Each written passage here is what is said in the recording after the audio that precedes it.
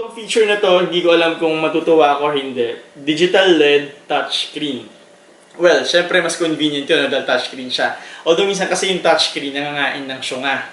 Minsan na susunga talaga ako sa mga sa mga high-tech na devices.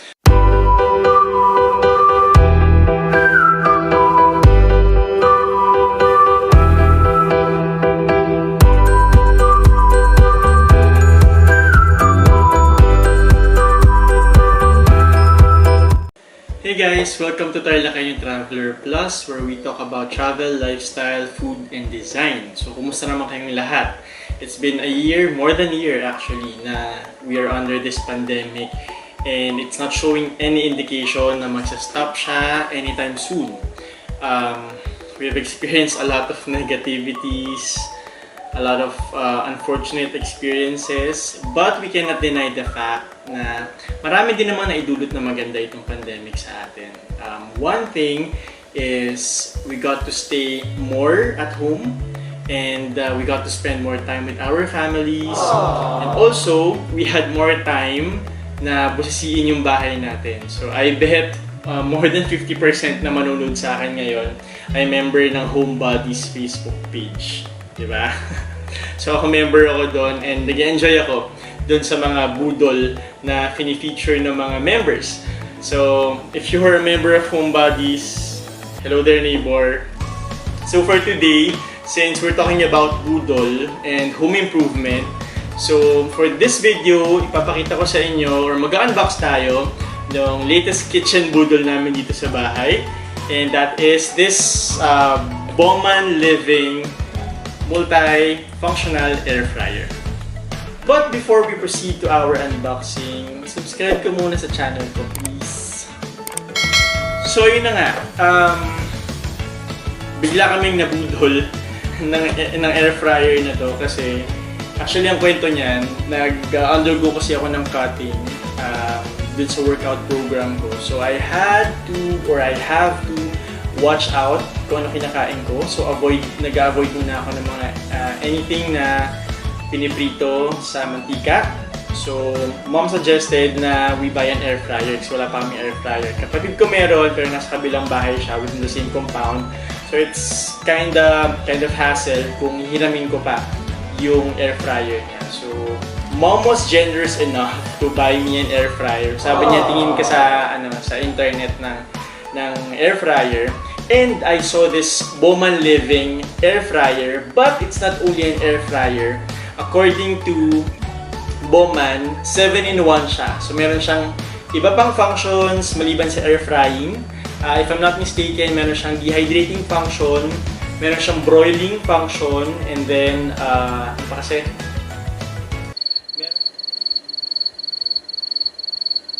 Basta yun, basahin natin mamaya sa loob. Basta dun sa advertisement, it's 7-in-1. So I think it's kinda sulit. And at the same time, ma-address niya yung space because if all the other functions will deliver, so we can eliminate some of our small kitchen appliances and will save up space in the kitchen. So I think that's one advantage of this, pero that we'll have to see kung effective nga talaga yung ibang functions nito. So, without further ado, para magsilang ang video natin, let's proceed to our unboxing.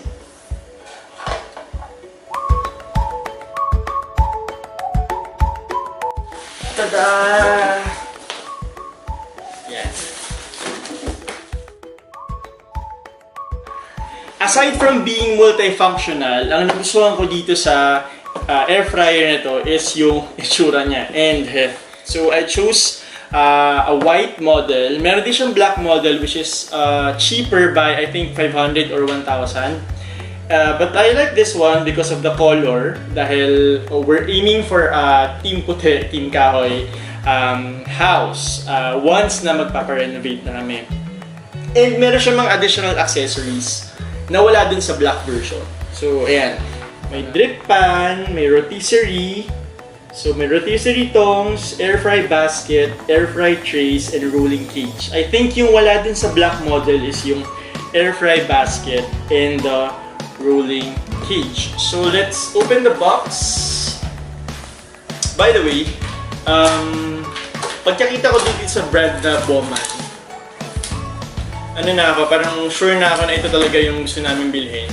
Because we've been buying Baumann appliances sa SNR, Tyler and Baumann, very popular sa SNR. And I think that's a brand that we can actually trust. Because all the appliances from Baumann that we have bought before actually deliver. So I hope ito din sulit, no? Para ma-recommend ko siya sa inyo. Yeah. Okay, so we have the instructions manual. Ito yung rotisserie tong. And then, ayan. Ito yung pang ano. When you want to barbecue, you have this.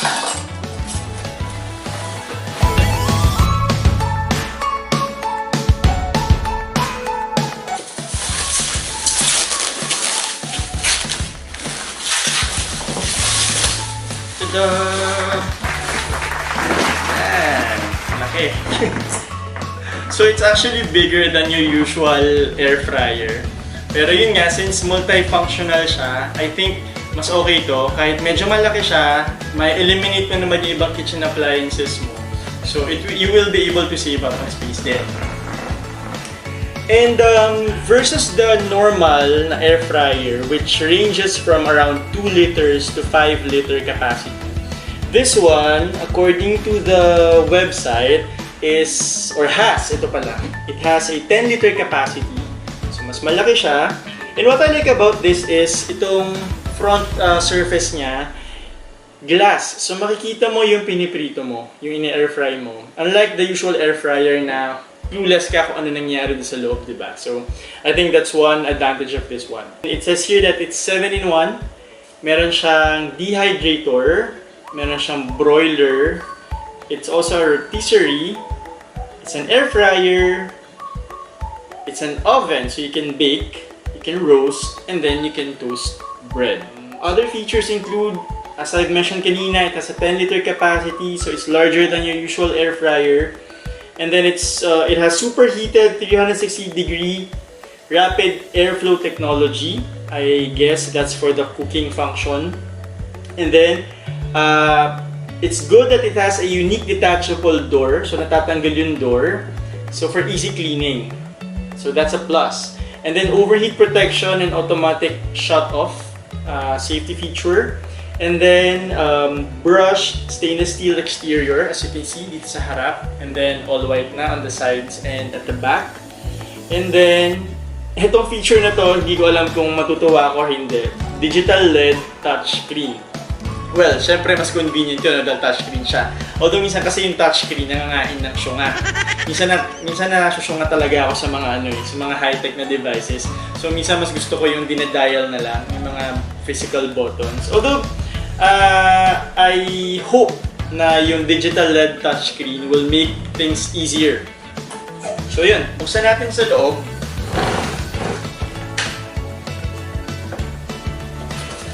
Punta siya. Okay, nasa loob yung mga iba accessories.